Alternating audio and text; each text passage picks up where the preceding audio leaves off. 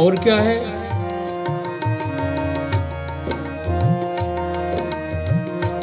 लखी सुबेश जग वंशक जेऊ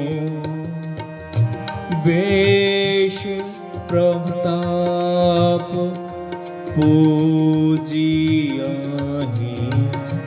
तेऊ उधरहि अंतन होई निबाहु काल नेमी जिमी रावण राहु काल नेमी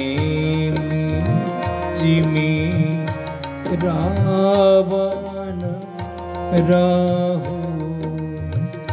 जो बेशधारी ठग हैं उन्हें भी अच्छा साधु का सा बेश बनाए देखकर बेश के प्रताप से जगत पूजता है, परंतु एक न एक दिन वे चौड़े आ ही जाते हैं।